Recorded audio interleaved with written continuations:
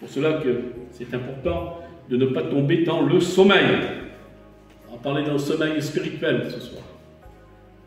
Le sommeil spirituel. Ne pas tomber dans ce sommeil-là parce que c'est un sommeil qui est dangereux. Nous devons rester éveillés. Amen. Pour prier, il faut être réveillé, non? On ne peut pas prier endormi. Moi, quand je dors, le soir, je suis dans mon sommeil profond, ben, le ciel. Il n'y a rien qui peut me réveiller. Il peut y avoir du bruit, tout ce que vous voulez, je suis dans mon sommeil. Et lorsqu'on est dans notre sommeil, si on dort, on n'est pas réveillé. Vous comprenez le sens? Donc, lorsqu'on est réveillé, c'est à partir de là que nous sommes actifs en relation avec le Seigneur. Amen. Donc, il faut être réveillé. Parce qu'on vit des temps aujourd'hui difficiles où que vraiment le diable est à fond. Il est à fond. C'est pas compliqué, il est à fond. Il joue ses dernières cartes. Pourquoi il joue ses dernières cartes? Pourquoi il est à fond comme ça? Parce qu'il le sait lui-même qu'il les laisse peu de temps. Il sait qu'il va passer l'éternité dans les flammes. Vous comprenez le sens? Hein? Voilà. Mais lui, il ne veut pas passer l'éternité seul dans les flammes. Non. Parce que l'enfer est destiné pour lui, ses démons. Mais lui, il veut en amener avec lui. Vous comprenez le sens? Il veut en attirer avec lui. Hein? Comme il a séduit dans le ciel un tiers des anges, ce sont donc des anges déchus, des démons, ben c'est ce qu'il veut faire aussi sur la terre. Hein? Alors, je vais dire un texte avec vous qui se trouve dans Romains, chapitre 13 et verset 11. Chapitre 13 et verset 11.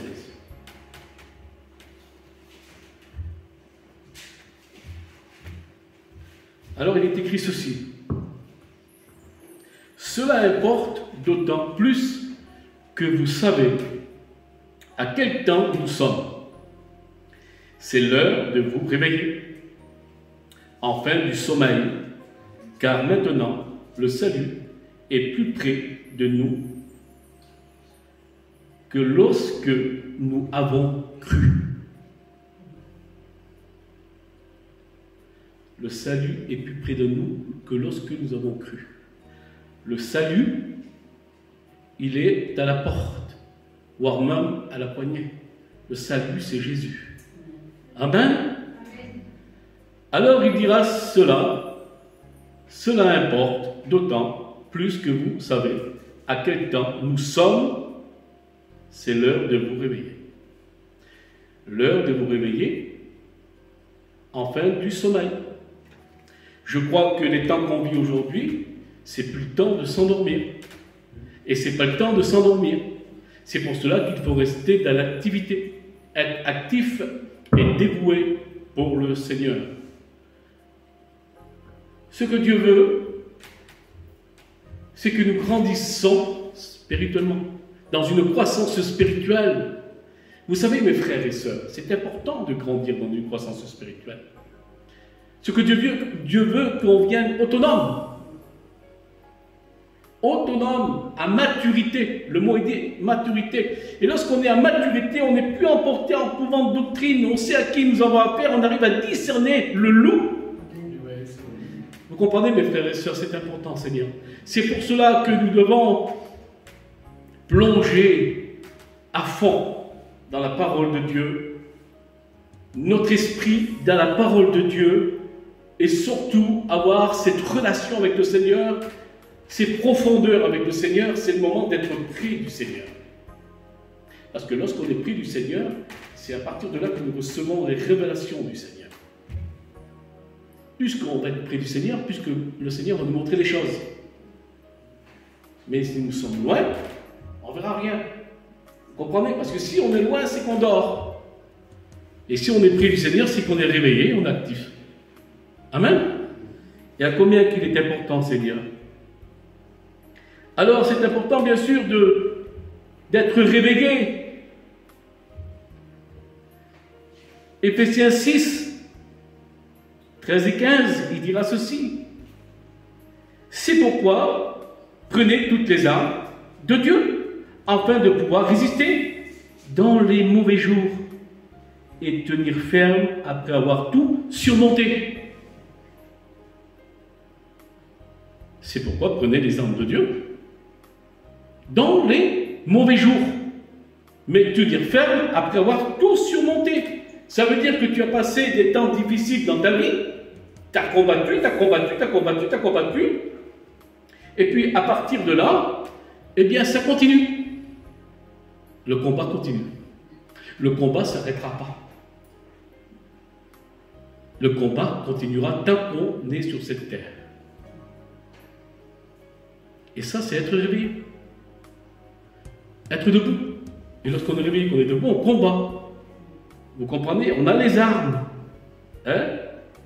C'est pourquoi prenez toutes les armes de Dieu afin de pouvoir résister dans les mauvais jours et tenir ferme après avoir tout surmonté.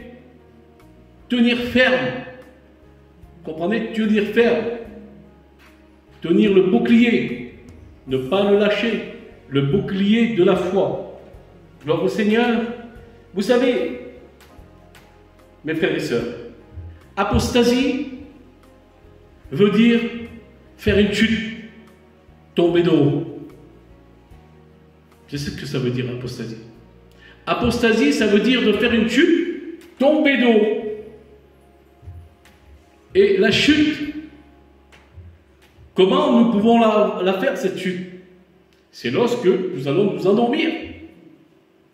C'est lorsque nous sommes dans le sommeil spirituel. C'est là que nous ferons cette chute. Et je vous donne un exemple de la Bible. Parce que moi, j'aime bien les versets à l'appui qui suivent derrière. Je ne prêche pas mes pensées. Amen. Mais la parole de Dieu. Actes, chapitre 20, verset 9. Les Actes des Apôtres, chapitre 20, verset 9. Or, un jeune homme nommé Eutychus, qui était assis sur la fenêtre, s'endormit profondément pendant le long discours de l'apôtre Paul. Entraîné par le sommeil, il tomba du 3e étage en bas et il fut relevé mort. Il fait la chute du 3e étage. Ce qui veut dire qu'il était dans la réunion. Il était dans l'assemblée. Et là, il ne pouvait pas trouver à dire qui c'est qui prêchait. C'était le grand apôtre Paul qui prêchait. Et pendant le discours de l'apôtre Paul, il s'endormit. Et il s'endormit comment? Il était au bord de la fenêtre, tellement qu'il y avait du monde dans la salle. Lui, il était au bord de la fenêtre parce qu'il y avait toute place dans la salle. Alors, il était au bord de la fenêtre. Et il s'endort du côté de l'extérieur. Du côté de dehors. Parce qu'il a pu s'endormir du côté de dedans. Parce que s'il avait tombé dedans, merci Seigneur. Mais il est tombé à l'extérieur, du côté du monde. Il a fait une chute, 3 étages. La Bible dit qu'il était mort. Et là, je vais vous révéler quelque chose à ce sujet.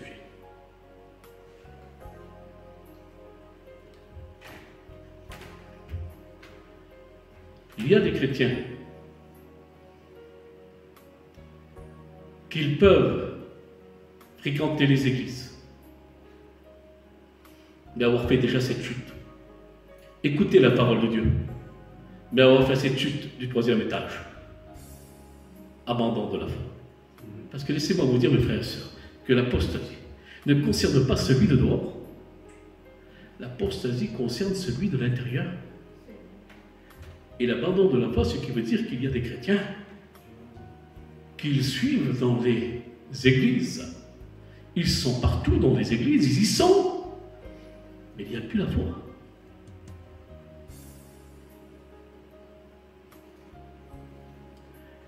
C'est malheureux, hein? Mais c'est la parole de Dieu. C'est pour ça, mes frères et sœurs, que moi, ma prière, Seigneur, fais pour moi comme tu as fait pour Pierre. Pierre a été réclamé par le diable, Gémeaux réclamé par le diable, Willy réclamé par le diable, Betty réclamé par le diable, Jean-Marc et ensuite, tous les chrétiens, on est réclamés. Il veut nous détruire. Vous comprenez le sens? Mais Jésus dira, prends courage Pierre, j'ai prié pour toi, afin que ta foi ne diminue point. Bien Seigneur, fais la même chose pour moi. Intercède pour ma foi. Amen. Que je reste toujours dans le combat. Parce que l'important, c'est rester toujours dans le combat. Comprenez le sens? Parce que le jour qu'on ne combat plus, bien là c'est grave. Il y a eu un homme dans la Bible qui a arrêté de qui a arrêté de combattre. Et pourtant, c'était un grand combattant. C'est le roi David. Le roi David, eh bien, c'était un combattant, c'était vraiment le guerrier de l'Éternel. Il était le guerrier de l'Éternel, David. Il enfilait son armure, et lorsqu'il allait dans les champs de combat, eh bien, je vous garantis que c'était vraiment un combattant. Puis le jour qu'il a voulu se reposer dans son palais, parce que lorsqu'il s'est reposé dans son palais, il a envoyé sa troupe, tous ses soldats en guerre, mais lui, il n'a pas été lui. Lui, à partir de là, il ne voulait plus combattre. Qu'est-ce qu'il a fait? Il a enlevé son armure, il l'a posée. Et lorsqu'il a posé, qu'est-ce qu'il a fait? Il a convoité Beth-Jéda. Et il est tombé dans l'adultère. Parce que les tentations sont là. Le diable, il est là. Parce que ces flèches qui tirent là, c'est des flèches de tentation. Vous comprenez le sens? Il veut nous séduire avec ces flèches. Et tant que nous avons le bouclier, nous pouvons les barrer, ces flèches.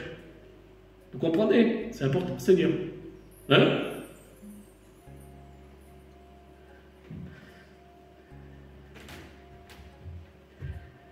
Un Corinthien. Non. Je l'ai là. 1 Pierre, chapitre 5, verset 8. 1 Pierre, chapitre 5, verset 8. Soyez sobres. Pierre dira. Soyez sobres, ce qui veut dire soyez vigilants. Soyez vigilants. Veillez. Votre adversaire, le diable, rôde comme un lion rugissant. Cherche qui il peut dévorer. Soyez sobres, soyez vigilants. C'est important. Vous savez, ici, nous, on est des prédicateurs, responsables de cette église. Tout devoir à nous, comme je l'ai dit, on est placé comme sentinelle. On se tient sur la tour, et lorsqu'on voit arriver le danger, lorsqu'on voit arriver les loups, on sonne la trompette.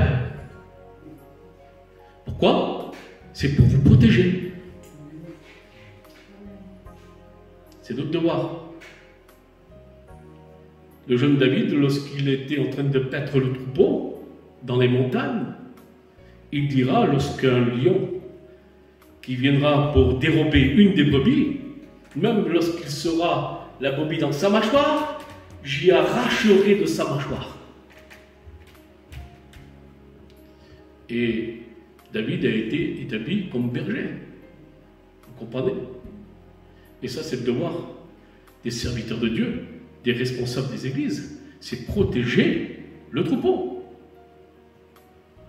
Parce que des traites, il en a un. Oh mon Dieu. Et ils arrivent toujours avec des petites paroles douces. Mais qu'est-ce qu'ils sont gentils. Qu'est-ce qu'ils sont gentils. Hein? Il se déguise en ange de lumière, le diable.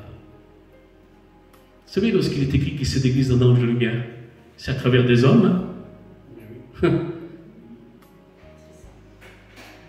Moi, j'ai eu affaire à des serviteurs qui se disaient serviteurs, mais ce n'étaient pas des vrais. Et pourtant, quelle sagesse. Quelle sagesse. Des petites paroles douces, merveilleuses. c'est sûr qu'à partir de là, l'apparence vraiment de la brebis. Mais derrière ce vêtement de brebis, il se cachait un loup.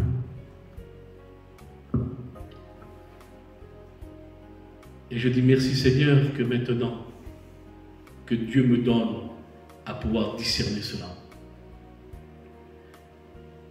Demandez le discernement au Seigneur, mes frères et sœurs, à ce sujet. C'est important. On vit les temps de la faim, les temps de tromperie, où que les loups, les fours sont là. Faire très attention. Seigneur, faire très attention. Lorsque vous aurez affaire à un homme vrai, un prédicateur qui prêche la vérité, il est direct. Il est direct. Il est vrai. Ça sort de son cœur. Il parle. Mais pour beaucoup, il va manquer peut-être un peu d'amour. Parce qu'il est trop vrai. Ça sort du cœur, de l'abondance du cœur, la bouche parle. Mais il vaut mieux avoir affaire à un homme vrai qui dit la vérité qu'avoir affaire à celui que c'est un passeur de pommade. Le passeur de pommade, le caresseur. Comprenez? Il faut faire attention à tout cela, mes frères et sœurs. Seigneur, le diable se déguise en ange de lumière.